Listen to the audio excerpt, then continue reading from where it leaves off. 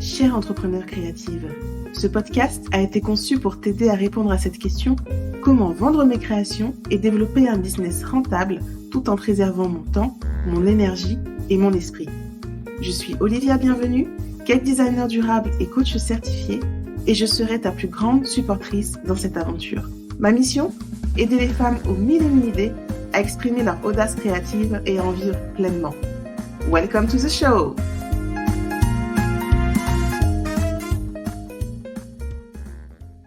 Aujourd'hui, j'ai le plaisir de recevoir comme invitée Charlène de Dis-le tout haut.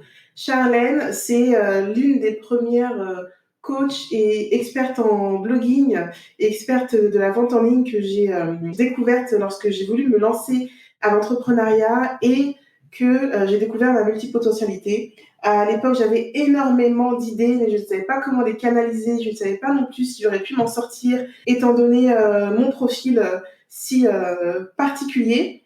Et ça m'a fait beaucoup de bien de tomber sur son univers qui m'a permis de me recentrer, de m'apaiser et de me sentir complètement à ma place. Aujourd'hui, elle est avec nous en conversation. On va parler de multipotentialité, mais aussi de blogging et puis de vie créative en général.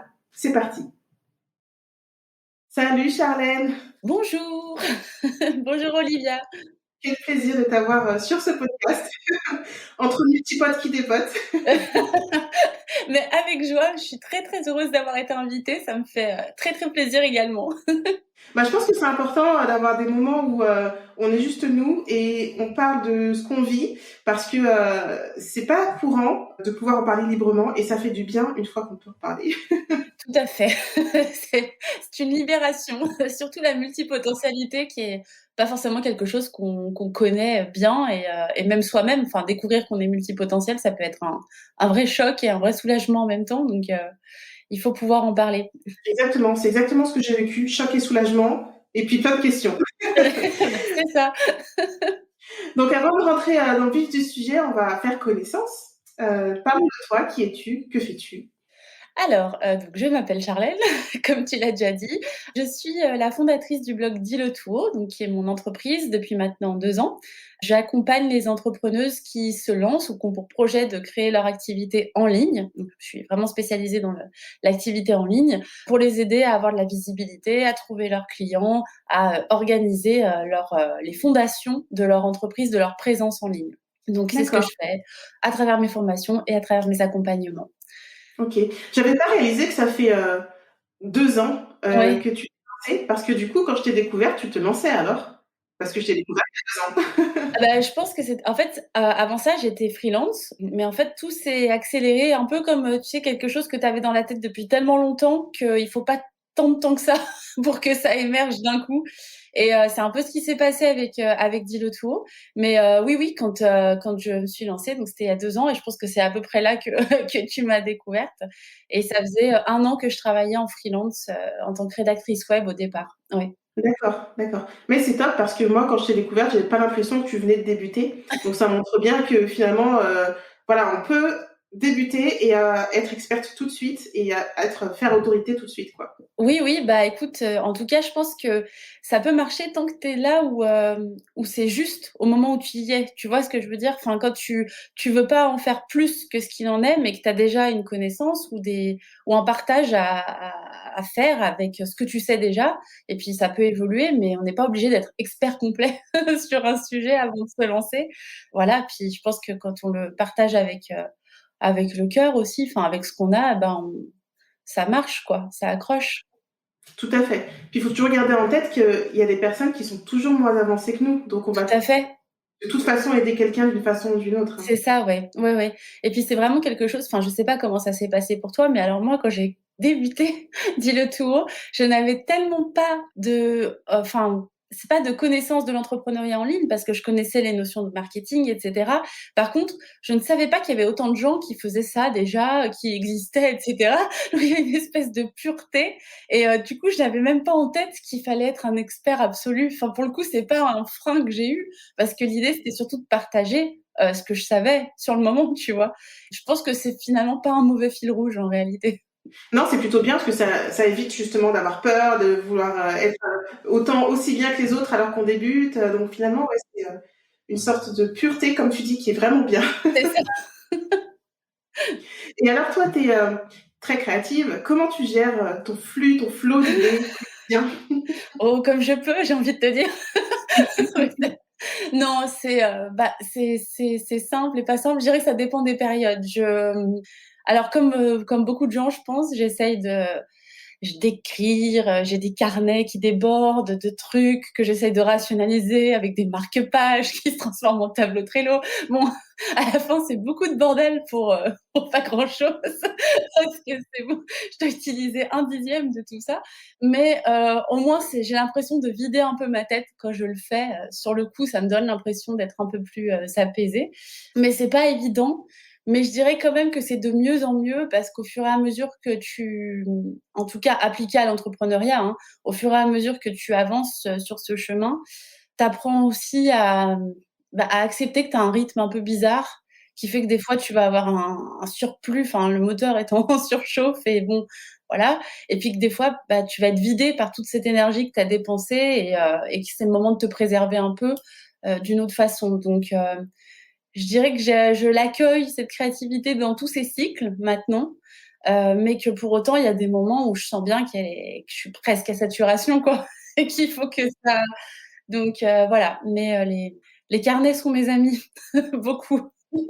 Moi aussi, je les compte plus et je me retiens d'en acheter des nouveaux, mais j'ai Oui, toujours une bonne raison d'avoir un nouveau carnet, tu vois. moi aussi, mais enfin, j'ai une nouvelle idée.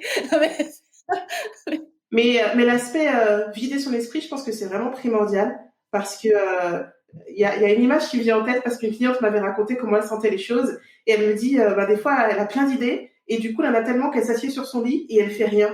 Et j'ai vraiment cette image d'être assise, les bras ballants et d'être immobilisée à cause de toutes ces idées, quoi. Ouais, je comprends tout à fait. Et alors, un truc que des fois je fais quand vraiment je sens qu'il y a un trop-plein, justement pour éviter d'être immobilisée par ça, c'est au contraire d'aller marcher. C'est ne serait-ce que marcher, un truc qui n'a absolument aucun rapport de base avec ce que tu fais, mais qui des fois permet un peu de. Enfin, voilà, c'est prendre l'air au figuré comme au sens propre, quoi, parce que ça te. Et des fois, ça aide quand même un petit peu à alléger, à trier. Enfin, il y a des choses qui se mettent en perspective. Mais c'est sûr que je pense que le pire, c'est de rester avec ce trop-plein, en fait. Enfin, qui devient ingérable. C'est trop pesant. Ouais, c'est ça. Et le risque, c'est de se dire, mais je pourrais rien en faire, j'ai trop d'idées, je vais de partout, je rentre pas dans les cases, donc on peut rien faire avec moi. Et ça, c'est le pire. C'est horrible, c'est horrible. Et puis, à l'inverse, tu as une espèce de pression permanente. On t'explique que tout doit être tout le temps préparé, formaté, etc. Et quand tu as l'esprit qui part dans tous les sens, tu sais pas comment faire rentrer ça en adéquation avec cette idée. Parce que toi, tu as envie de sortir trois trucs en même temps et puis de faire. Et tu sens bien que tu pourras jamais te démultiplier autant. Donc, il y a une part de deuil, hein, malgré tout, dans la créativité, hein. C'est vrai. Deuil Ouais, permanent. ça c'est vrai, c'est permanent. Faut laisser une prof de danse qui disait, faut laisser partir la danse, faut pas essayer de tout rattraper. C'est Ouais, ça, c'est la critique, faut laisser partir, quoi. ouais, On peut mais pas. c'est ça, ouais. Il y a un peu de ça. Ouais. Et puis des fois, les choses reviennent. Ça va, ça vient, c'est comme la vague. Non, c'est trop ça. Bah, parmi les carnets que j'ai, là, j'ai un carnet d'idées, forcément, avec toutes les idées d'entreprise que j'imagine, une page par idée. Et des fois, je reviens dessus, je me dis, ah ouais, j'avais cette idée-là, c'était pas mal. Et finalement, ça s'est fait d'une autre façon et ça a du sens, quoi. Donc c'est Oui, là, mais le fait d'évacuer, ça permet de poser la chose ailleurs et pas dans mon esprit. Mais ça n'empêche pas que ça continue à faire son travail, à mûrir. mais oui, c'est ça qui est beau, c'est que des fois, finalement, c'est pas que c'est toujours la même chose sous différentes formes, mais parfois, je trouve qu'il y a un petit peu de ça en réalité. Enfin, c'est pour ça que j'aime bien la notion de fil rouge, parce que je pense qu'on a quand même quelque chose qui nous anime Bien sûr. profondément et qui, pour le coup, est relativement simple, entre guillemets, enfin, en tout cas, exprimable d'une façon pas trop complexe. Et que par contre, ça peut se manifester de plein de façons et il y en a qui résonnent plus avec nous à un moment, d'autres qui reviennent plus tard et tout prend forme. Mais je suis assez d'accord sur l'idée que tout a un sens à un moment donné, quoi. Que c'est pas juste des trucs qui partent dans tous les sens. Et moi, ce que j'aime beaucoup, beaucoup, beaucoup avec toi, c'est que tu te permets les choses. Tu y vas et ça fait tellement de bien de se dire, mais oui, c'est possible de se permettre les choses. Et puis, on avance et on cherche et on trouve pas et on s'en fiche, on avance, on est nous-mêmes, quoi. Et merci pour ça, ça fait tellement de bien. Écoute, merci, ça me touche, mais vraiment avec joie parce que pour moi, c'est tellement important. Je me suis pas lancée dans cette aventure pour que ça devienne une prison, ni pour moi, ni pour les autres.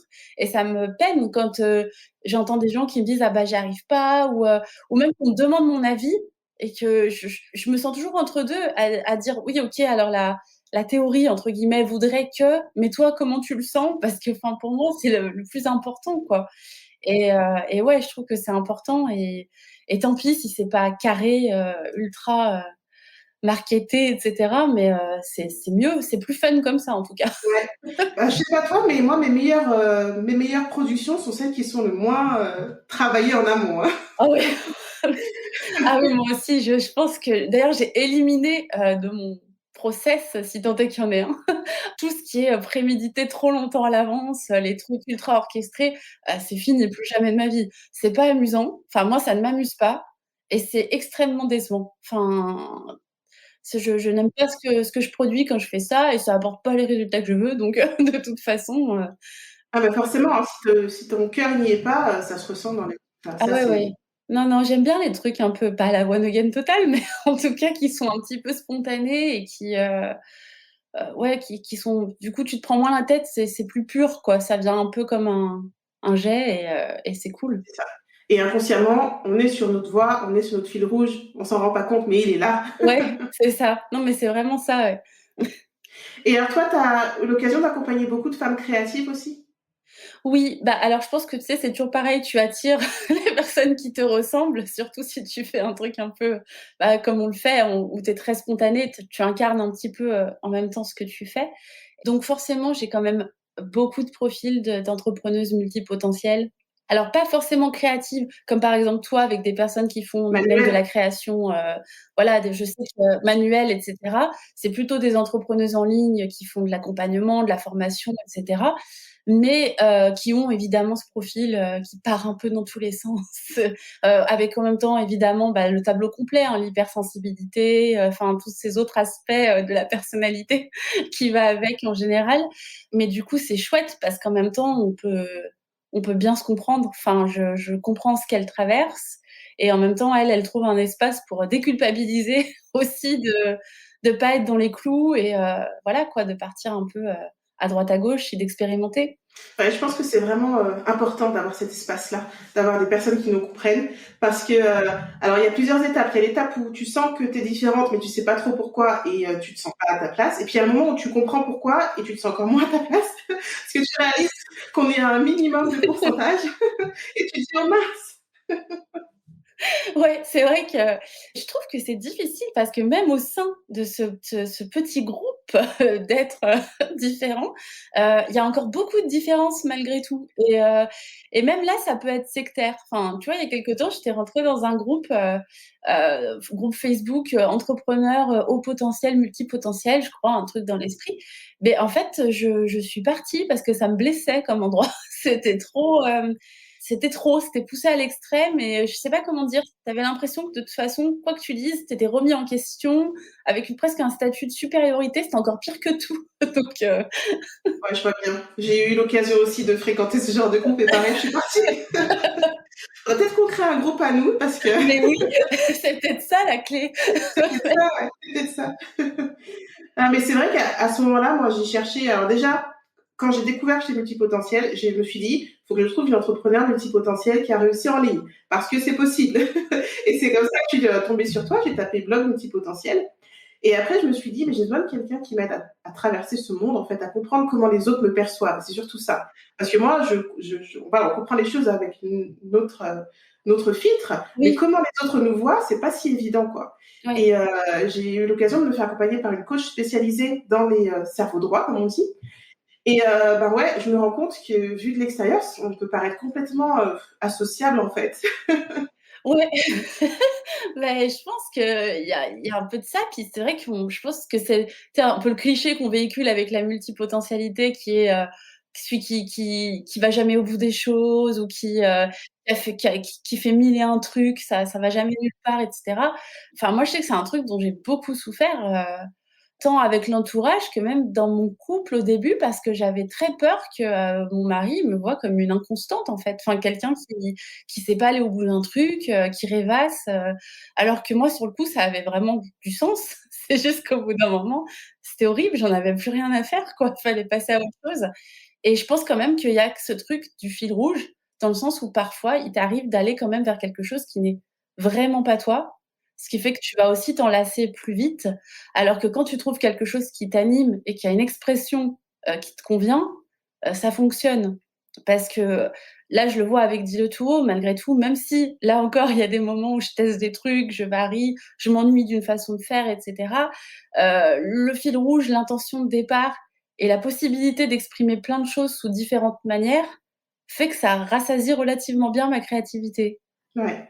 Ça, je pense que c'est vraiment un élément clé de trouver un sas en fait dans son entreprise où on peut bouger Mm. et on peut voilà se nourrir et laisser aller notre créativité en fonction de notre évolution tout simplement. Oui, Ça, c'est clé. ah ouais, je pense. Et c'est pour ça qu'à mon sens, bah voilà, ton entreprise, c'est aussi là qu'elle t'offre la vraie liberté. Enfin, je veux dire, la fameuse liberté de l'entrepreneur, pardon, c'est pas que la liberté financière ou ce genre de choses. C'est aussi te permettre de faire ce que tu as envie de faire, d'essayer des trucs, de continuer à être toi et même te découvrir sous des nouveaux aspects, quoi.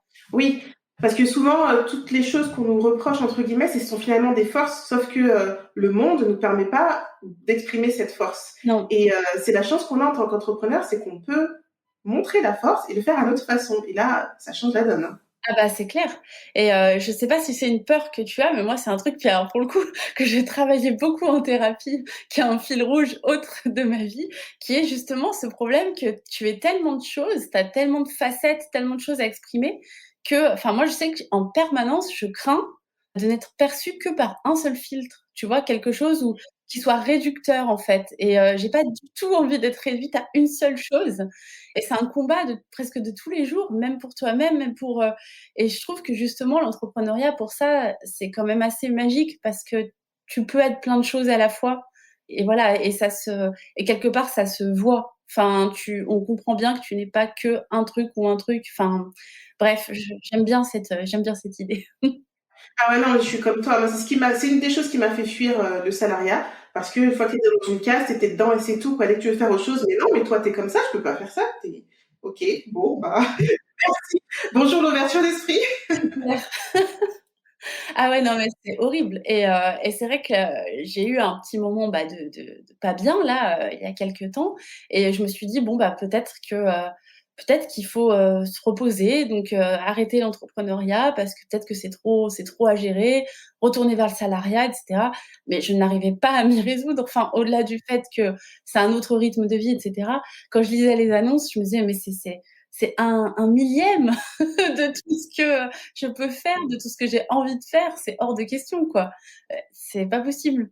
C'est un risque d'ennui total. Ah oui, complet. Et je pense que c'est pour ça qu'il y a autant de femmes introverties qui font des dépressions, des burn-out, parce qu'elles sont enfermées avec toutes leurs idées. Et il y a tout ce regard extérieur qui pèse aussi et qui fait que finalement, bah, on n'arrive pas à s'en sortir, quoi. Ah non, mais c'est clair, c'est déjà que je pense en tant que femme, on a quand même déjà de base un problème de case parce qu'on est tellement de personnes à la fois, quoi qu'il en soit, voilà. Mais c'est sûr qu'avec ce cadre très réducteur, c'est encore pire. Enfin, au final, tu es à tellement 1 de ton potentiel quand tu es dans ce système, alors que là, tu peux faire plein de choses, quoi. Exact. Et puis, ce que ton entreprise est aujourd'hui, ben, dans 3 ans, ce sera peut-être complètement différent et c'est OK. Ouais, mais oui, mais c'est top. Enfin, c'est non, mais c'est moi, je trouve ça génial. Et alors, petite, tu te voyais faire quoi? Alors moi, en fait, c'est quand même si j'ai longtemps nourri un rêve, c'était celui d'être comédienne parce que, moi, je suis issue d'une famille d'artistes. Mon papa est musicien, ma maman est comédienne, donc j'ai vécu dans un milieu, artistique à 100 et en plus, voilà, j'avais 2 parents qui vivaient de leur art, donc qui m'ont déjà montré que c'était possible de vivre, différemment et avec ce qu'on aimait. Mais j'adorais en fait, j'ai fait du théâtre pendant très, très longtemps et enfin, j'ai arrêté il y a que 2 ans là, pas 3 non, quand je suis partie en Italie. J'ai toujours voulu faire ça, en fait. Enfin, je me destinais aux concours, des écoles type Cours Florent et cetera. En parallèle, je faisais aussi de la musique. J'ai beaucoup fait de musique. Je faisais des concerts dans ma ville, etc. Je compose des chansons. Donc, c'était plutôt ça, mon ambition pendant très longtemps. Mais j'avais un petit souci. C'est qu'en même temps, quand je me projetais dans l'avenir, c'était très important pour moi d'avoir une famille.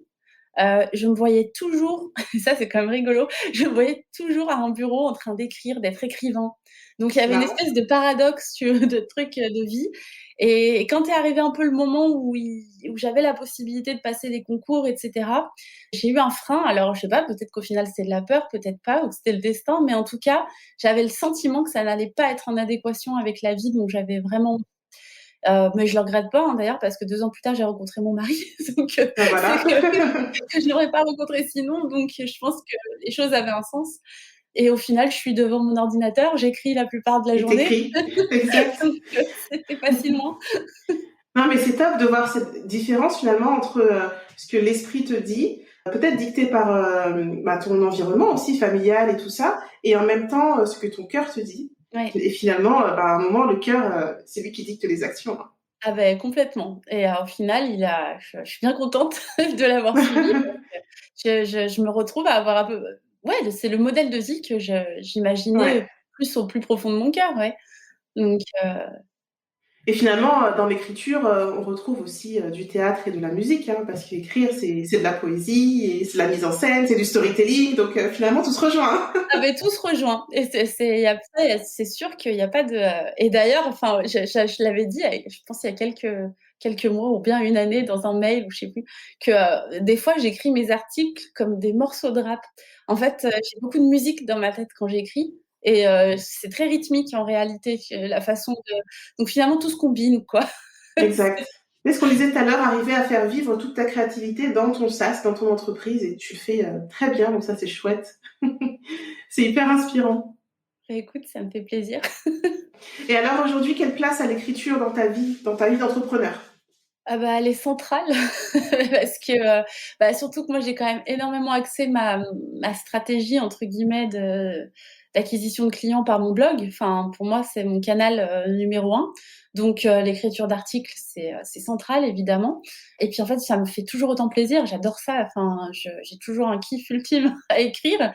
Donc, c'est quotidien, c'est mes mails, c'est mes articles, même mes posts, de réseaux sociaux, il n'y a pas une journée qui passe sans écrire, hein, de toute façon. Et puis si c'est pas ça, c'est un carnet, donc de Ouais. toute manière.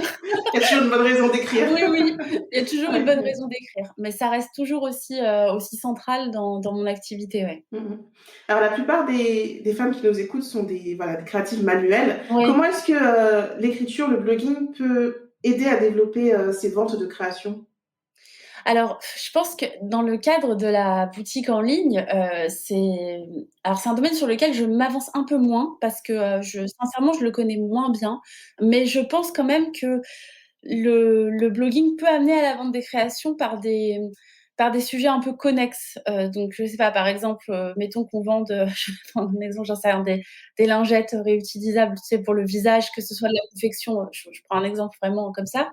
Heu, Ça peut être, d'écrire des articles autour de ça. Enfin, ça peut, par exemple, soit comment en faire un soi-même, soit, pourquoi utiliser, des lingettes, réutilisables, comment commencer avec, le zéro déchet, par exemple, chez soi et puis, enfin, voilà, ça peut être ce genre de choses qui vont graviter autour de ce qu'on vend par d'autres portes d'accès et qui font que, forcément, si quelqu'un arrive sur le site et se dit: «Ah bah oui, c'est vrai, c'est sympa. Ah bah tiens, elles sont sympas ces lingettes. OK, go». Enfin, c'est toujours pareil, quoi. C'est de ramener, de drainer les gens, d'une façon différente que les réseaux sociaux et cetera. Avec l'idée quand même derrière qu'un contenu qui est sur un site web, sur un blog et cetera, est un contenu pérenne. C'est pas un contenu qui va disparaître, dans les méandres de la machine, du réseau social. Ouais. Voilà. Ouais. Non, je trouve ça bien parce que c'est compliqué de se dire qu'on va faire un article mais qui vend pas, tu vois. Oui, On va pas passer notre temps à faire des articles promo.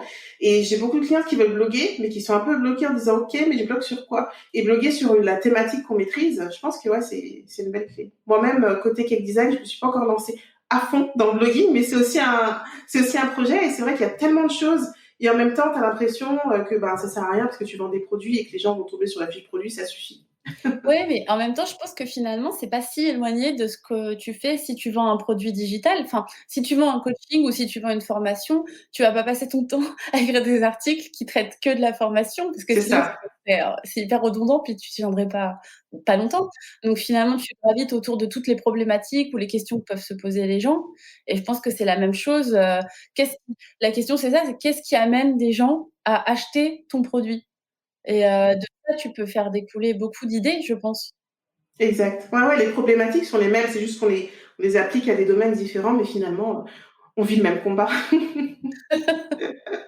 C'est quoi les projets pour la suite de Dis-le tout? Alors, bah, tu vois, ma multipotentialité a encore frappé parce que j'étais en dilemme jusqu'à il y a quelques jours sur, ce que je commençais en premier comme, nouveauté. Mais, je pense que ça va d'abord être une nouvelle formation là, pour D'accord. bientôt. Et puis il va y avoir, d'autres projets, mais plutôt type, atelier en live ou ce genre de choses. J'aimerais beaucoup, beaucoup, développer ça. Voilà, toujours autour du fait d'arriver à trouver ses clients en ligne, de s communiquer sans complexer, enfin voilà, de garder cette part de naturel en fait dans tout ce qu'on fait et dans sa manière de communiquer sur son entreprise, sur son travail, pour vendre avec, en sérénité quoi, Ouais, en sans se sérénité, dénaturer. Mmh. ouais, avec le cœur et ça, c'est vraiment essentiel hein, parce que surtout quand on débute et qu'on voit la façon d'écrire de plein de gens et que c'est beau et c'est bien tourné, c'est bien dit, on se dit oh là là, mais je pourrais jamais, c'est pas mon truc. Mais en fait, effectivement, déculpabiliser et se dire mais partage juste ce que tu as à partager, quoi. Le reste, il viendra tout seul. Ah oui, oui, non, mais c'est marrant parce que j'y pensais il y a quelque temps, parce que je me suis pris une grande nostalgie quand j'allais pas très bien là ces derniers temps, des débuts de Dis le Tour et de cette fraîcheur justement que tu as quand tu arrives et que tout est nouveau et que tu sais même pas comment ça marche et je me disais: «Mais au final, il y a vraiment quelque chose à garder de ça» parce que, c'est ça en fait, tu partages les choses comme tu les ressens, tu dis juste ce que tu as à dire et tu te prends pas la tête en te demandant si tu as impacté d'une certaine façon, si tu as utiliser toutes les cordes du copywriting ou de ce que tu veux. Ça, je pense que c'est quelque chose à cultiver aussi, enfin, à garder cette part de fraîcheur, qu'on a tendance à perdre. On se met beaucoup la pression aussi, au fur et à mesure. Je pense aussi que c'est beaucoup lié aux personnes qu'on suit. Si on suit des personnes qui font de très belles réalisations, mais qui sont pas forcément au même niveau que nous et pas dans le même domaine, mais on a tendance quand même, c'est naturel à se comparer. Bien sûr. C'est le meilleur moyen pour baisser les bras, quoi. Ah ben, mais et là-dessus, moi, je sais que là, c'est la facette un peu hypersensible, tu vois, qui parle. Enfin, il y a des périodes où je le vis très, très mal et puis même, en plus, je m'en veux parce que fondamentalement, c'est pas que je jalouse les personnes, mais enfin, ça me fait me sentir, pas bien, quoi, moins que rien ou ce que tu veux et là, depuis quelque temps, j'ai pris la résolution, c'est même pas une résolution, c'était nécessaire. Je me suis désabonnée de plein de trucs, en fait. Plein de comptes qui font soit des trucs un peu similaires à moi, soit voilà, enfin, quel que soit leur niveau, les newsletters, tout et en fait, ça me fait beaucoup de bien. Je me suis rendue compte que des fois, en fait, il vaut mieux être dans sa bulle. Ouais, c'est vrai. C'est pas si mal. Ah, je pense que c'est vraiment un bon conseil là, de se désabonner. Moi, j'essaie de faire ça aussi régulièrement. Dès que je sens que quand je regarde le profil de quelqu'un, je me sens pas bien en fait. Si ça me motive pas, je me dis ben c'est que ça sert à rien, donc je me désabonne et puis et finalement ça laisse de la place aussi dans ton esprit quoi. Et oui, surtout qu'au final, une fois sur 2, la personne, elle t'écrit, elle dit soit ce que tu pensais dire toi-même, soit ce que tu penses, soit elle vend ce que tu voulais vendre, soit enfin, tu vois, il y a toujours un truc. Donc et tu pars toujours du principe qu'elle va mieux réussir que toi, quoi qu'il en soit. Donc c'est quand même terrible. Donc autant se préserver un peu, hein. Enfin, à un moment, faut aussi se connaître un petit peu et connaître ses limites, quoi. Exactement. Et puis voilà, et apprendre à s'écouter. Si tu sens que ça te fait pas du bien, c'est pas positif, ben tu passes à autre chose quoi. Ah oui, c'est clair. Il vaut mieux. Bon, si je peux, est-ce que tu as un dernier mot pour conclure cet échange? Écoute, je réfléchis. Non, mais alors, puisque nos auditrices, c'est que des filles, hein, c'est bien ça? Enfin, Ouais, majoritairement, ouais, quand même. sont un petit peu comme nous, sont des créatives, multipotentielles. Non, j'aurais juste envie de dire, croyez en vous et puis rappelez-vous que ce que vous avez, entre les mains et dans le cœur, c'est une force, c'est pas une faiblesse et que, si ça cherche à s'exprimer de plein de manières, c'est que ça a un sens. Si vous voyez pas le tableau complet tout de suite, ça va venir, tout simplement. Eh ben, merci Charlène. Écoute, merci à toi pour l'invitation, c'était, un grand plaisir d'échanger avec toi. C'est sympa. À bientôt. À bientôt. Salut. J'espère que cet épisode t'a plu et que tu t'es retrouvé dans toutes ces grandes idées créatives et multipotentielles. Si tu souhaites creuser le sujet de la multipotentialité, si tu te demandes si tu es multipotentiel ou pas, ou si tout simplement tu ne sais pas de quoi il s'agit, contacte-moi sur Instagram et on en discutera avec plaisir. En attendant, je te souhaite une très belle continuation et à la semaine prochaine pour le prochain épisode. Parce que tu es la première ressource de ton business, tout part de toi, de ton organisation, de ton bien-être et de ton état d'esprit. Que dirais-tu de reprendre le pouvoir sur ton temps, sur ton énergie et d'être vraiment dans ton rôle de chef d'entreprise? Si tu te demandes comment mettre tout ça en musique, télécharge mon guide et découvre les 9 étapes pour un business créatif et rentable. Rendez-vous sur www.audace-créativité.fr/podcast.